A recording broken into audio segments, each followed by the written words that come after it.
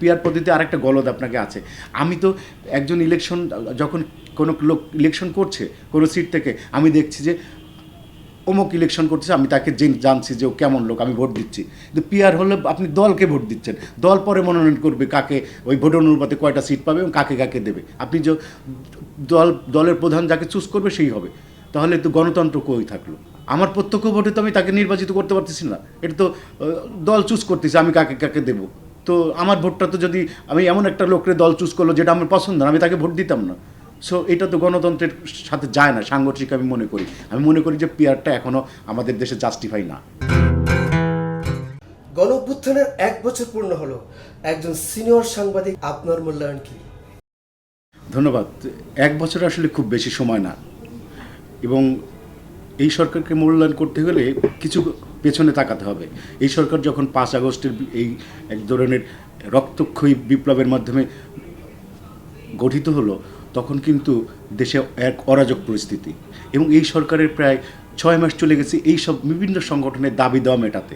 তারপরেও যে যেটুকু অগ্রগতি হয়েছে, যেটুকু কাজ করছে, আমি হতাশ না।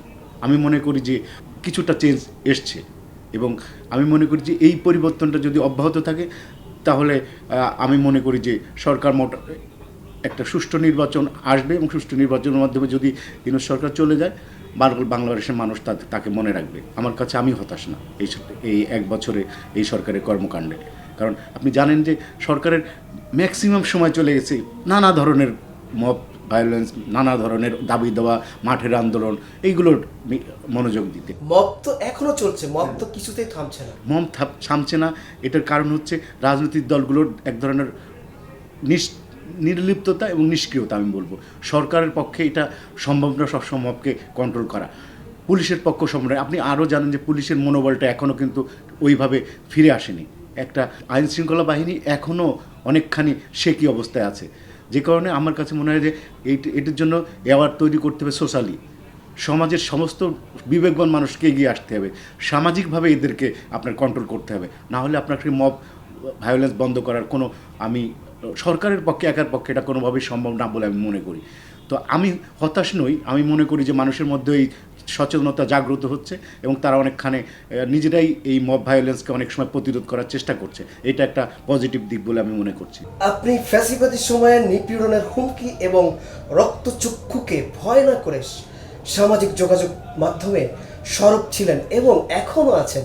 সেই সময় এবং এই সময়ের মধ্যে তফাৎ কি দেখেন?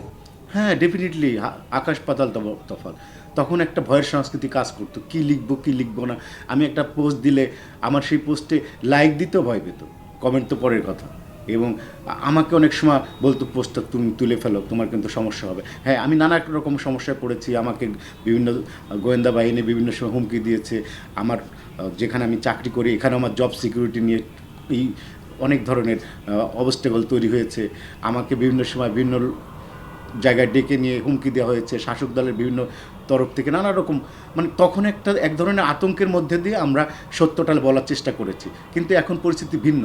কিন্তু ব্যাপারটা হচ্ছে এখন আপনার স্বাধীনতার মানুষ পেলে সেই স্বাধীনতাকে আসলে আপনাকে সদ্ব্যবহার করতে হবে। এখন আমি দেখছি যে স্বাধীনতার নামে মানে অতি স্বাধীনতা পাওয়ার ফলে লোকজন মানে একটু বেহিসাবি হয়ে গেছে। আমার কাছে মনে হয় যে তার নিজের যে রেসপন্সিবিলিটি, সমাজের প্রতি তার যে কমিটমেন্ট, এটা ভুলে যে অনেক সময় অনেক রকমের জিনিস উস্কে দিচ্ছে, যেটা সমাজের জন্য একটু নেতিবাচক তৈরি হচ্ছে। আমার মনে হয় যে সব কিছুরই একটা লিমিট থাকা উচিত। আমি কতটুকু স্বাধীনতা ভোগ করব এটারও একটা লিমিট থাকা উচিত। আমার স্বাধীনতা মানে না যে আমি আপনাকে আক্রমণ করে যা খুশি তাই লিখব, এটা তা না। আপনি বস্তুনিষ্ঠ যৌক্তিকভাবে আপনি সমালোচনা করেন, যৌক্তিকভাবে আপনি লেখেন, যেটা দেশ, জাতি এবং সমাজের কল্যাণ হয়। আমি মনে করি যে এখন আমরা স্বাধীনতা পেয়েছি, তার মানে এই স্বাধীনতা আমার নিজের সেলফ রেসপন্সিবিলিটি বেড়েছে, এবং সেইটা নিয়ে যদি আমরা কাজ করি এই স্বাধীনতা সুফল আমরা পাবো। আর নাহলে এটা অনাচারে ভরে যাবে দেশ। কোনো সমালোচক বলেন বিএনপি বুদ্ধিভিত্তিক জায়গা দুর্বল। তাছাড়া বিএনপি বিপদের সময়ের বন্ধুদের চিনতেও ভুল করেছে সবসময়। ইদানিং আমরা দেখছি বিএনপি যাদেরকে তরুণের সমাবেশে বক্তা বানিয়েছেন তারা কেউ দলটির আদর্শের সঙ্গে সম্পৃক্ত নন, প্রায় সবাই ভাড়া করা লোক। অথচ বিএনপির সঙ্গে যারা দুঃসময়ে বুদ্ধিভিত্তিক লড়াই করেছে তারা এখন অবমূল্যায়িত। আপনার মন্তব্য কি? আমি আসলে আমি মনে করি না যে বিএনপি একটা লার্জেস্ট পার্টি। ফ্যাসিস্ট হাসিনার দল আওয়ামী লীগ যখন নিষিদ্ধ হয়ে গেছে এবং তারা যখন বিতাড়িত, তখন এই মুহূর্তে বাংলাদেশের সবচেয়ে বড় দল, বৃহৎ এবং জনপ্রিয় দল হচ্ছে বিএনপি। তো তাদের বিষয়ে আমি এই প্রশ্নের সাথে একমত না যে তারা ভাড়া করে আনছে। কিছু ভুলকুটি তো থাকতেই পারে। আবার বিএনপির অ্যাক্টিং চেয়ারম্যান বলেছেন যে উনি সমস্ত দল, সমস্ত মতকে উনি স্পেস দিতে চান, রিকনসিলিয়েশন চান উনি। তো সেই ক্ষেত্রে আমার মনে হয় যে যে বিএনপির বুদ্ধিজীবী, বুদ্ধিভিত্তিক লোকজনের কোনো অভাব নেই, কোনো অভাব নেই। এবং আমি মনে করি যে হ্যাঁ, বড় দলে দু একটা ছোটোখাটো ভুল থাকবেই, সেগুলোকে যদি আমরা ওভারলুক করি, বিএনপি তার সঠিক ট্র্যাকেই আছে। আমি মনে করি না যে বিএনপি তাদের যারা ইন্টেলেকচুয়াল ছিল, তারা বিপদে যাদের কাজ করেছে তাদেরকে অবমূল্যায়ন করছে, আমি এটা মনে করি না। কারণ বিএনপি এখন ক্ষমতায় নাই, বিএনপি এখনও রাজপথের একটা দল, বিরোধী দল। তো এখন বিএনপির মূল্যায়ন আর অবমূল্যায়ন তো কিছু নাই, বিএনপি এখনও তো ক্ষমতার জন্য যায়নি। সো আমি মনে করি যে এই বিএনপি মূল্যায়ন করছে না, এই কথা বলার সময় এখনও আসেনি। আমি বিএনপিতে প্রতি অনেক পজিটিভ। আমি চাই, কারণ 16-17 বছরের একটা দল এরকম ফ্যাসিস্টের বিরুদ্ধে লড়ে, নির্যাতন করে, গুম খুনের শিকার হয়ে তারা আজকের অবস্থানে আছে। এবং দেখেন, তাদের একটা কর্মীও কিন্তু দলচ্যুত হয়নি এই 17 বছরে। সো আমি খুব পজিটিভ বিএনপির ব্যাপারে। আমিও মনে করি যে বিএনপি তার দুঃসময় যারা তাদের সঙ্গ দিয়েছে, যাদের হেল্প করেছে, তাদের মূল্যায়িত করবে, তাদেরকে স্মরণ করবে। আমি এটা মনে করি না যে বিএনপি কাউকে অবমূল্যায়ন করছে, কারণ করার টাইম নাই, তারা তো ক্ষমতাই নেই, তারা এটা করবে কখন? সো আমি বিএনপির এই দাবি প্রশ্নের সাথে আমি দ্বিমত পোষণ করছি বিনয়ের সাথে। পিআর পদ্ধতিতে নিয়ে বিএনপির সঙ্গে প্রায় সব দলের দ্বিমত দেখা যাচ্ছে। তারেক রহমান বলেছেন পিআর নিয়ে পূর্ণ মূল্যায়নের সুযোগ আছে। আপনার মতামত কি? আচ্ছা, পিআরটা কি? পিআরটা হচ্ছে প্রপোর্শনাল রিপ্রেজেন্টেটিভ, মানে আপনার ভোটের সংখ্যানুপাতিক হিসাবে আপনাকে সিট দেওয়া হবে। এইটা আমাদের এই মুহূর্তে এটা কিন্তু একটা ভয়ঙ্কর একটা বিষয়। কারণ আপনি জানেন যে আমাদের দেশে বিভিন্ন সময় বলা হয় যে 25 থেকে 30% ভোট কিন্তু আওয়ামী লীগের আছে, যারা এখন পতিত, যারা এখন নিষিদ্ধ।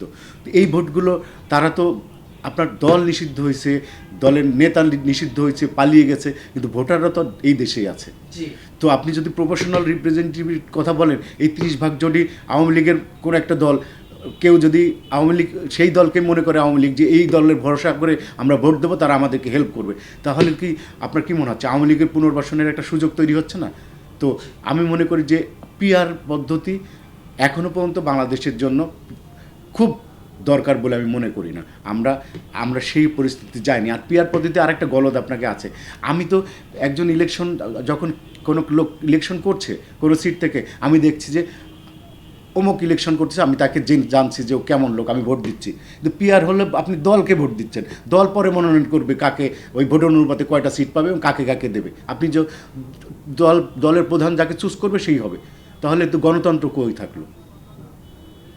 আমার প্রত্যক্ষ ভোটে তো আমি তাকে নির্বাচিত করতে পারতেছি না, এটা তো দল চুজ করতেছে আমি কাকে দেবো। তো আমার ভোটটা তো, যদি আমি এমন একটা লোকের দল চুজ করলো যেটা আমার পছন্দ না, আমি তাকে ভোট দিতাম না। সো এটা তো গণতন্ত্রের সাথে যায় না, সাংঘর্ষিক আমি মনে করি যে পিআরটা এখনও আমাদের দেশে জাস্টিফাই না।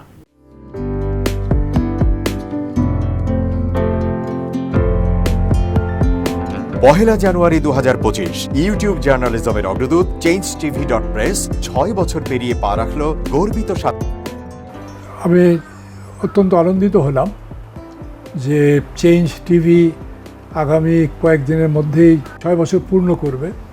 আর হাঁটি পা করে চলা শুরু করে এখন সে বেশ দৌড়াদৌড়ি করছে বলা যেতে পারে। ও নামটাও অত্যন্ত বলবো যে সিগনিফিক্যান্ট, যে চেঞ্জ, এই গণঅভ্যুত্থান কিন্তু চেঞ্জ চেয়েছে। সেই হিসেবে তোমার টেলিভিশনের, তোমার এই চ্যানেলের নামের একটা যথেষ্ট মিল পাওয়া যায়। আমার প্রত্যাশা যে এই গণঅভ্যুত্থানের যে প্রত্যাশা, যে আশা আকাঙ্ক্ষা, চেঞ্জ টিভি সেটিকে এগিয়ে নিয়ে যাবে। তোমাকে শুভেচ্ছা। চেঞ্জ টিভি যারা সম্পৃক্ত আছেন, যারা কর্মী আছেন, সামনে পেছনে সকলকে আমার শুভেচ্ছা। changetv.press, এক ফোঁটা হলুদ নেই। Online TV channel change TV 6 বছর ধরে ওনারা কাজ করে যাচ্ছেন। ইতিমধ্যে জনগণের হৃদয়ে স্থান করে নিয়েছেন। প্রায় 22 লাখ সাবস্ক্রাইবার আছে এর। আর যে কোনো অনুষ্ঠান 10 লাখের মতো মানুষ এটা প্রতিদিন মানুষ দেখে থাকে। আমিও এই চ্যানেল নিয়মিত দেখি। তো চেঞ্জ টিভির পক্ষে আমির মোমিনুল মানিক সাহেবের উপস্থাপনা, প্রশ্নের ধরন, এগুলো জনগণ দেখতে চায়, শুনতে চায়। আমি চেঞ্জ টিভির উত্তরোত্তর সমৃদ্ধি কামনা করছি।